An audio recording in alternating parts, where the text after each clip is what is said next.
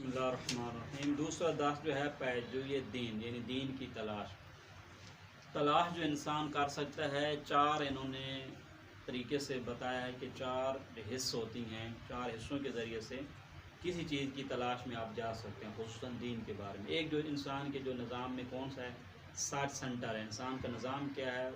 وجود جو خداوند نے بنایا، ہر چیز کی کھوج لگانے والا ہے۔ دوسرا یہ ہے کہ انسان جو ہے اس چیز کی تلاش میں جاتا ہے جس میں اس کا فائدہ ہوتا ہے۔ تیسرا ہے کہ اس چیز سے بھاگتا ہے جس میں اس کا نقصان ہوتا ہے۔ تو آپ اس کو اسی پیمانے کو دین پہ آپ تطبیق کر سکتے ہیں۔ تو جس طریقے سے اور چیزوں کے بارے میں آپ تحقیق کرتے ہیں، انسان دین کے بارے میں کر سکتے ہیں۔ دین کیا؟ مثلا آپ کہتے ہیں کہ دین کا جو نظریہ کیا ہے کہ اللہ تعالیٰ جو اس نے اس کائنات کو بنایا، تو اللہ تعالیٰ کون سا وجود ہے؟ ہماری آنکھوں میں تو دکھائی دینے والی نہیں ہے۔ اس کا مطلب کچھ ایسا وجود بھی ہیں جو آنکھوں میں آنے والے نہیں ہیں۔ آئیے جو ہماری زندگی ہے منحصر ہے اسی دنیا زندگی میں، یا اس کے علاوہ بھی ہماری زندگی کا ایک نظام ہے؟ دوسرا مرحلہ کون سا ہے؟ فائدہ۔ بھئی جس چیز میں فائدہ انسان جاتا ہے، بھئی آپ سے یہ کہا جاتا ہے کہ آپ کو شہریت تب ملے گا جب آپ اے ٹی ایم کا کارڈ فلاں بینک کا بنوائیں گے۔ آپ نہیں بنوائیں گے پھر شہری ملے گی تب ہے۔ 10,000 ہو، 20,000 ہو، 1,00,000 ہو، فرق نہیں کرتا۔ کہتے ہیں شہری کا نظام ہم نے یہ بنا دیا، بات ختم۔ آپ اس صنعت کے پاس جائیں گے، اس مشینری کے پاس جائیں گے، اے ٹی ایم کارڈ بنائیں گے۔ یا انسان نقصان سے بھاگتا ہے۔ اگر یہ کہا جائے کہ آپ نے یہ جو 10 پڑھا آموزش عقائد، تو جو آپ کو شہریت دیتے ہیں وہ آدھا کر دیں گے۔ آپ پڑھیں گے پہلے ہی آپ 50,000 دیتے ہیں، اس سے اور 25,000، اور پھر کہیں گے کہ صحیفہ کا پڑھیں گے تو کل انداز سے آپ کا جو ہے نا شہریت کیا ہو جائے گا، تو کہیں گے آغا صاحب اس دار سے بھی ہماری کیا ہو جائے گی خدا۔ یہ انسانی مزاج ہے۔ جہاں انسان کا نقصان ہوتا ہے، کہا جاتا ہے مثلا کہ اس راستے سے جاؤ گے یہاں پہ ایکسیڈنٹ تو زیادہ خطر، انسان نہیں جاتا۔ دوسرے راستے سے جاؤ گے آپ کو ماشاءاللہ راستے میں بڑی پذیرائی بھی ملے گی، وہاں پہ آپ کا فری میں کھانا بھی ہوگا، بینس پیسہ بھی ملے گا، اور اس کے بعد نیٹ کی سہولت بھی مل سکتی ہے، اور بھی مل سکتی ہے، تو ادھر جائیں گے۔ بھائی یہ کون سی حصے ہیں؟ آپ اسی کو دین پہ تطبیق کریں۔ آیا دین کے مسائل کو سیکھنے میں کوئی فائدہ بھی ہے یا نہیں ہے؟ کہتے ہیں اگر دین کے مسائل میں فائدہ ہوگا تو وہ حص جو انسان کے اندر پائی جاتی ہے کون سی فائدے والی، تو وہ خود بخود دین کی تلاش میں بھی جائے گی۔ کہا گیا دین نے کچھ چیزیں بتائی بھی ہیں، کون سی؟ دین نے کہا کہ دیکھو ہمارا نظریہ یہ ہے کہ آپ کا مزاج ہے کہ جب آپ دنیا میں آئے ہو تو آپ کے انداز کیا ہے نظام زندگی میں، آپ لذتوں سے بڑے محظوظ ہوتے ہو، اچھے کھانے سے محظوظ ہوتے ہو۔ خدا نے کہا ہے کہ ہم اگر آپ سے یہ کہا ہے کہ اچھے کھانے آپ کو ہمیشہ ملتے رہیں گے، تو لیکن فرق یہ ہے کہ آپ کو پہلے کھانے یہاں پہ ملتے ہیں قوم میں، آپ یہ اچھے کھانے فرض گئے آپ کو تہران میں ملیں گے، تو آپ تہران جانے کے لیے تیار نہیں ہوں گے؟ تیار ہوں گے بھائی، چونکہ وہ کون سی چیز مشترک ہے، وہ ہے اچھے کھانے کا ملنا۔ جہاں پہ آپ رہ رہے ہو جناب علی، گھر آپ کو چھوٹا سا ہے، لیکن اگر وہاں پہ ہے گھر بھی بڑا ہوگا، جہاں پہ آپ کا کوئی نوکر چاکر بھی نہیں، سارے کھانے خود بنانے ہوں گے، کپڑے خود دھونے ہوں گے، بستر خود بنانا ہوگا، برتن خود دھونے ہوں گے، لیکن وہاں پہ اگر کوئی زحمت کرنے والا چکر نہیں ہوگا۔ جیسے ہوٹلوں میں جاتے ہیں کہ وی آئی پی نظام میں آرڈر دو گے آ جائیں گے، جو موڈ آئے گا سب کچھ ملے گا۔ آپ مجھے بتائیں انسان کا مزاج کیا ہو جائے گا؟ یہی چیز کو آپ دین پہ تطبیق کریں۔ بھی آپ کہتے تھے جناب علی خداوند کریم نے سورہ واقعہ میں چند کھانوں، سورہ دہر میں بھی ملتا ہے، چند کھانوں کے ذکر ہے، کہتے ہیں اس وہاں پہ پھل بڑا ملے گا، کہ آپ یہاں پہ نہیں کھا سکتے ہو، بڑا مہنگا ہے بھائی، بعض کا صحیح سالم نہیں ہوتا، آم کا سیزن ہے، آم نہیں ہے بھائی، کہتے ہیں وہاں پہ ہم آپ کو پھل زیادہ دیں گے۔ اس کے بعد کیا ملے گا؟ کیا چاہیے؟ کہتے ہیں ما تشتہی الانفس، ما تشتہی ہے الان، جو آپ کو چاہت ہوگی۔ ابھی آپ کی چاہت ہے، آپ مسلم کہتے ہیں چونکہ ہم ملتان کے رہنے والے ہیں ہمیں سون حلوہ چاہیے، نہیں ہے ابھی یہ فاصل بھی نہیں ہے، یہاں پہ آپ کو سوان ایرانی ملے گا، سون حلوہ وہ والا نہیں مل سکتا، لاہور والا کیا نام ملتان والا۔ یہ کیا ہے؟ ما تشتہی ہے الان، جو ہماری چاہت ہوگی کہتے ملے گا۔ جہاں پہ پابندی ہے کتنا کھاؤ گے، کہتے ہیں ایک لمٹ ہے، اگر کہیں گے جتنا کھاؤ کوئی ٹوائلٹ سسٹم بھی نہیں ہوگا تو آپ کہیں گے ماشاءاللہ یہ تو اچھا نظام ہے، کوئی ایسا نظام ہمیں بتا دو۔ خوب جہاں پہ کھاتے ہو پیسے دینے پڑتے ہیں، کہتے وہاں پہ پیسے بھی دینے نہیں پڑیں گے، کھانا صحیح و سالم ملے گا، پکا پکایا ملے گا، صاف ستھرا ملے گا، گھر بھی ملے گا، بیوی بھی ملے گی، نوکر بھی ملے گے، غلام بھی ملیں گے، سیر سپاٹے کے لیے جانے گے اس کے لیے سب کچھ ملے گا، دودھ بھی ملے گا۔ قرآن میں لیکن 3 چیزیں ملتی ہیں، کہتے ہیں دودھ بھی ہے، صاف پانی بھی ہے، اور عسل بھی ہے، شہد بھی ہے، خالص ہے، سب کچھ دیں گے، مفت میں دیں گے، فری میں دیں گے۔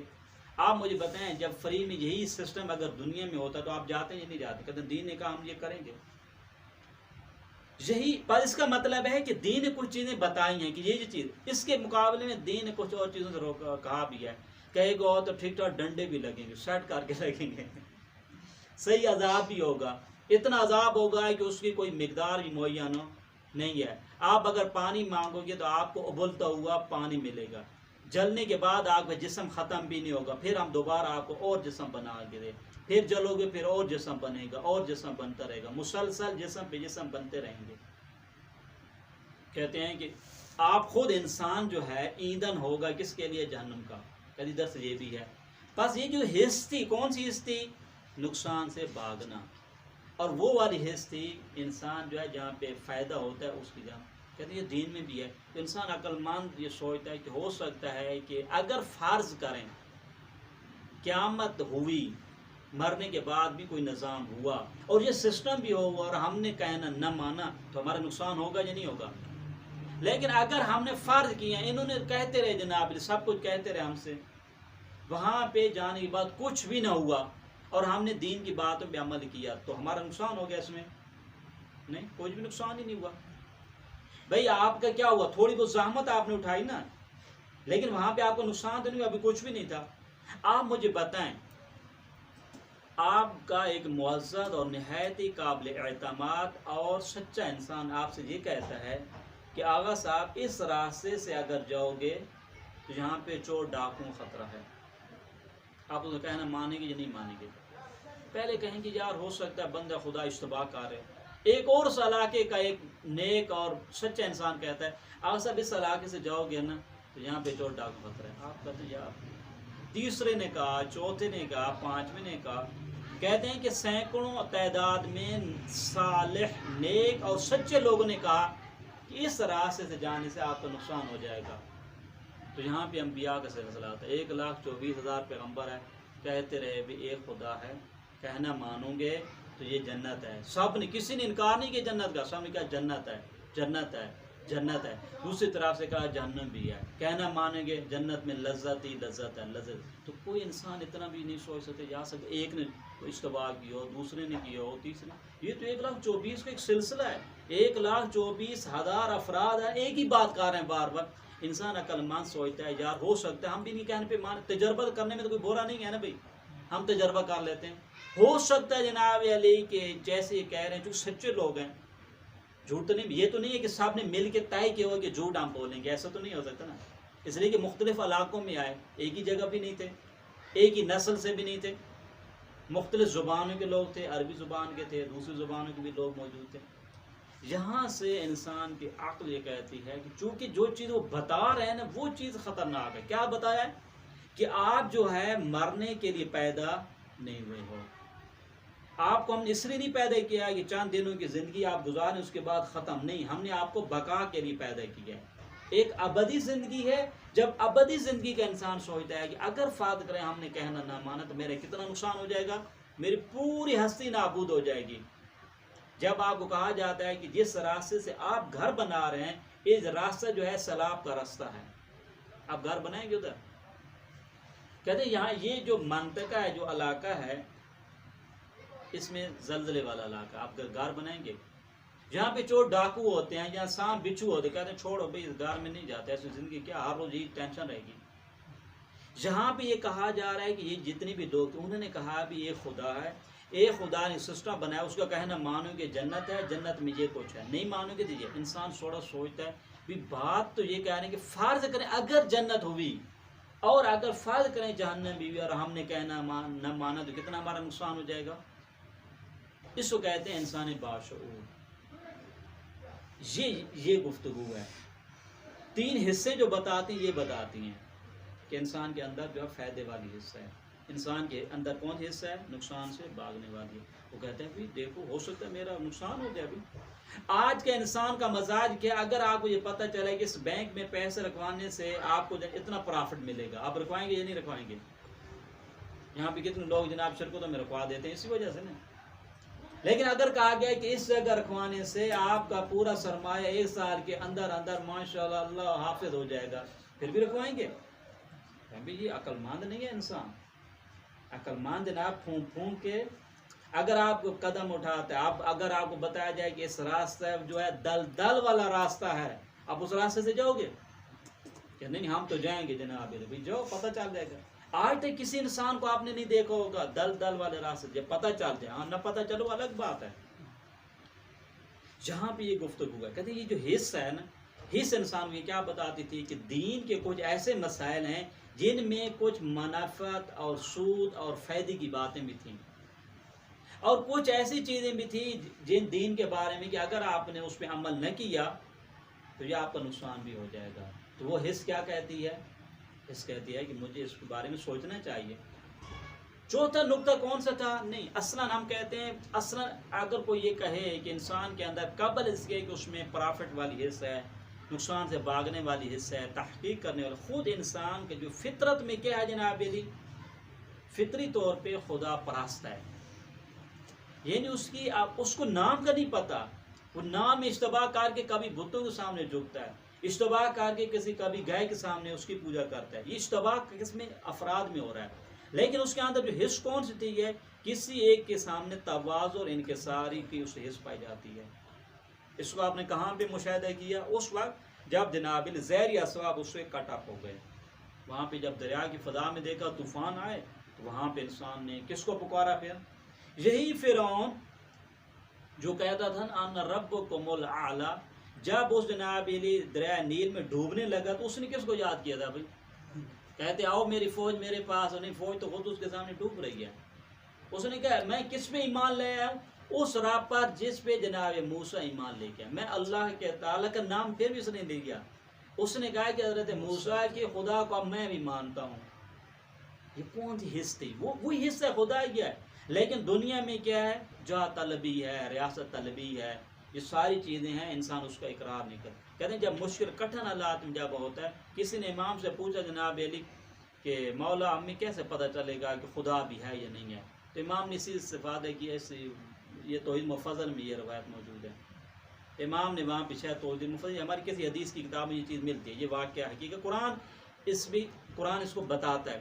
کہتے ہیں جب آپ جاتے ہیں سمندر میں جاتے ہیں، طوفان کی فضا ہوتی ہے، ہر لحاظ سے اسباب ظاہری کٹ اپ ہو جاتے ہیں، تو آپ کے ضمیر، آپ کے دل میں ایک آواز ہوتی ہے کوئی ایسی ذات ہے جو مجھے بچا سکتی ہے. کہتے ہیں وہ جو ذات ہے نا جس کے بارے میں آپ کا اعتقاد ہے، اسی کو ہم کیا کہتے ہیں؟ خدا کہتے ہیں. جی آج کے دور میں کوئی کہ نہ ہم نے دریا دیکھا ہے، نہ کشتیاں دیکھی ہیں. آج کے دور میں آپ نے کس کو دیکھا جناب علی؟ فضا میں چلے جائیں جہاز پہ. آپ مجھے بتائیں جب جہاز میں جا رہے ہوتے ہیں اوپر بالکل کتنے ہزار کلومیٹر کے فاصلے پر آپ ہوتے ہیں، اس وقت جناب اگر وہاں پہ اعلان کیپٹن کر دے کہ اس جہاز میں فنی خرابی ہو گئی، جس کے بعد آپ انشاءاللہ ہم جو ہے نا اللہ حافظ ہو جائیں گے، آپ مجھے بتائیں کیا اس وقت بھی یہ حالت آپ کی ہو سکتی ہے؟ آپ اس وقت بھی اعتقاد آپ کو ہوتا ہے نہیں کوئی تو ہے مجھے یہاں اس وقت بھی بچا سکتا ہے. وہ جو اعتقاد اس کو کہتے ہیں انسان کے اندر کون سی ہے؟ حص فطری طور پہ توحید والی خدا کی، یہ انسان کے اندر پائی جاتی ہے. پر اس کا مطلب یہ ہوا ہے کہ انسان قبل اس کے کہ وہ دوسری حصے خود انسان کیا ہے؟ توحید. خوب اب یہ سوال پیدا، کئی سارے لوگوں کو ہم نے دیکھا، مشرک دیکھا، کفار کو دیکھا. بھی پرابلم کہاں پر ہے؟ پرابلم یہ ہے کہ یہ جناب یوں سمجھ ایسے ہی جیسے سو ہو جاتا آدمی. کہاں پر؟ اگر آپ کو یہ پتہ چل جائے، آغا صاحب غور کیجیے گا، میں 2 مثالوں پہ غور کرنا، 2 مثالوں میں کتنا فرق ہے. اسی مدرسے میں مدرسہ امام رضا علیہ السلام میں یہ کاشف ہو جاتا ہے، پتہ چل جاتا ہے یہاں پر جناب 2-3 ماشاءاللہ بڑے بڑے سانپ آئے ہوئے ہیں. آپ سے آج کہا جائے کہ آپ کے لیے اے سی بھی ہم لگا دیتے ہیں اور مزے کی نیند سو جائیں گے؟ کب؟ جب آپ کو بتا دیا جاتا اب آپ کی نیند اڑ جاتی ہے. لیکن اگر آپ کو نہ بتایا جاتا اب نہیں سو سکتے تھے. ٹینشن یہی مطلب ہے. کہتے ہیں توحید ان کے اندر پائی جاتی ہے، لیکن کیا ہے یہ سوئے ہوئے ہیں، ابھی ان کو پتہ نہیں ہے، غفلت کی نیند میں ہیں، ان کو نہیں پتا، ان کو نہیں پتا. جیسے یہ بیدار ہوں گے، حقائق دیکھیں گے. یہی انسان جناب علی آپ نے یہاں پہ دیکھا یہ غفلت میں تھے. جب حضرت موسیٰ سلام اللہ علیہ کے وہ عصا اژدہا میں تبدیل ہو گیا، سب سے پہلے ایمان لانے والے کون تھے؟ کون لے کے آئے؟ وہی لوگ لے کے آئے جو فرعون کو کہتے رہے کہ ہم اس کا جناب مقابلہ کریں گے، ہم اس سے مناظرہ کریں گے، ہم اس سے مباحثہ کریں گے. حضرت موسیٰ کا مقابلہ کرنے والے ہم ہیں. آج جب اژدہا کو دیکھا، اژدہا کو ڈر کے انہوں نے ایمان لے آئے. وہ کون سی چیز تھی؟ وہ حقیقت ان کے سامنے آشکار. اب تک ان کے دلوں میں کیا پڑے ہوئے تھے؟ پردے پڑے ہوئے تھے. یہ غفلت کی نیند میں تھے، سو رہے تھے. جیسے ہوا اب جب کہ حضرت موسیٰ علیہ السلام کے اللہ پر ایمان لے آئے تو فرعون نے کیا کہا؟ فرعون نے کہا بھی یہ تو بڑی سخت آپ کو سزا ملے گی. انہوں نے آخر میں کیا جواب دیا؟ کوئی پرابلم نہیں ہے، اب کوئی پرابلم نہیں ہے، چونکہ حقیقت کو پہنچ. یہ جب انسان حقیقت کو پا لیتا ہے تو وہاں پہ ہر قسم کی قربانی دینے کے لیے تیار ہو جاتا ہے. اس کو کیا بولتے ہیں؟ انسان کے اندر ایک حص کون سی ہے؟ فطرتاً توحید کی ہے. وہ آواز ہے جو دبی ہوئی آواز ہے. اس آواز کو کئی دفعہ آپ نے کہا ہوگا سائلنٹ پہ موبائل دیکھے، سائلنٹ پہ ہوتا ہے موبائل، آواز آ رہی ہے، کال بھی ہو رہی ہے، آپ کو پتہ نہیں ہے. کب آپ کو پتہ چلتا؟ جب آپ اس کو سائلنٹ سے نکال کے ماشاءاللہ اس کی آواز کھولیں گے، پتہ چل جائے گا. یہ انسان کی آواز جو ہے نا، ضمیر کیا ہوتا ہے، اس کے اوپر پردے پڑے ہوئے ہیں. لہذا حضرت موسیٰ علیہ السلام کوئی تبلیغ نہیں کی. غور کیجیے گا، حضرت موسیٰ علیہ السلام نے کیا تبلیغ کیا؟ خدا کے لیے کوئی تبلیغ نہیں کیا، فقط اس عصا کو اژدہا میں تبدیل کیا بس. کوئی اس سے پہلے نہ درس توحید دیا، نہ بعد میں توحید کا درس دیا. وہ کون سی چیز تھی جو یہ جو فرعونی لوگ ہیں اس کے سامنے جھکتی ہوئی نظر آئے ہیں؟ وہ ان کے اندر حص جو ہے اب زندہ ہو چکی ہے، بیدار. اب اس کی حص تیز ہو چکی ہے. جیسے بہرا انسان ہے، یہ لوگ ہیں، اگر ان کی حص تیز کر دی جائے سننے لگتے ہیں یا نہیں سننے لگتے ہیں؟ ایک آدمی کا آپریشن ہو جاتا ہے، آنکھوں کا نابینا تھا بینا، وہ نہیں دیکھ پائے گا تو دیکھ پائے گا. رکاوٹ جیسی ہٹے گی، یہاں پہ بھی یہ چیز ہے. انسان کے اندر ایک حص ہے، اس کو ہوتے ہیں حصے توحید ہے، حصے فطرت ہے. فطرت کی آواز ہے، کون سی ہے؟ وہ توحید کی ہے.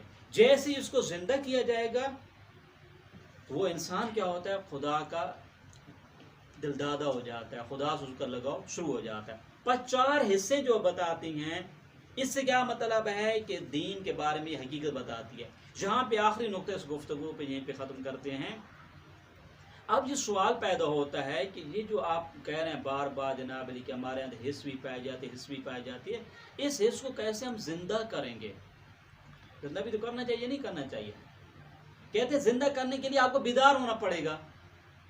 اگر آپ چاہتے ہیں جناب علی اس کا ریئیکشن نو جناب فلاں بیمار کو، آپ کو بیدار رہنا پڑے گا. بیداری کے لیے خدا نے کیا نظام بنایا؟ کہتے ہیں ہم انبیاء کو بھیجتے ہیں، آپ کو غفلت کی نیند سے جگائیں گے. نقصان ہونے والا، یہاں پہ عذاب ہونے والا ہے. کیا کہا؟ جب عذاب کے فرشتے آتے تھے انبیاء کے پاس، کہتے آپ نکلی یہاں سے، اپنے لوگوں کو جو آپ ایمان ان کو بھی ساتھ ہو لے جائیے تاکہ یہ نقصان نہ ہو جائے. یہاں پہ یہ نقطہ ہے کہ پس خداوند کریم کا جو نظام ہے توحیدی نظام ہے. اب یہاں پر ایک آخری پوائنٹ پہ اس پہ تھوڑا غور کرنے کا طلب ہے.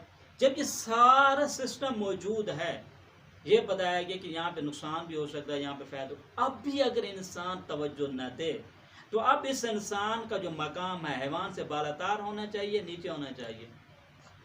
قرآن نے ایک بڑی پیاری تعبیر ہے، اس آیت پہ غور کرنا. میں ایڈریس دیتا ہوں، دوستان انشاءاللہ اس کا مطالعہ کریں. 2 آیتیں، سورہ اعراف آیت نمبر 179 ہے اور سورہ انفال آیت نمبر 22 ہے. اس کا مطالعہ کریں. خداوند کریم فرماتا ہے اولئک کل انعام، یہ لوگ جانوروں کی طرح ہیں.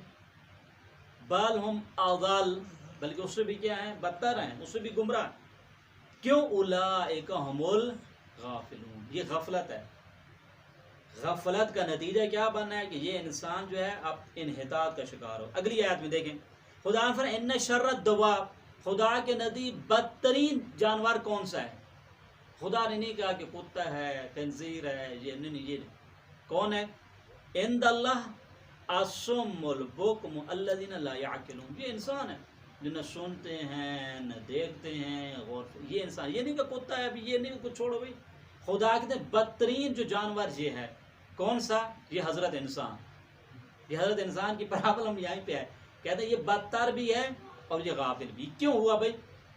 اس کی وجہ یہ ہے جب 1,24,000 کچھ لوگ ہیں نہایت ہی سچے لوگ بار بار کہہ رہے ہیں بھئی یہ نقصان ہوگا، یہ نقصان ہوگا، حضرت جناب علیہ صالح نبی نے کیا فرمایا تھا؟ بھی یہ جو پانی ہے، یہ جو نہر ہے، یہ نالہ ہے، ایک دن آپ نے اس سے پینا ہے، ایک دن جناب اللہ تعالیٰ کا جو معجزہ ہے وہ جو اونٹ نے پینا ہے، اور اگر آپ نے اس میں خرابی کی تو یہ یاد رکھیں کہ خدا کا عذاب کیا ہے؟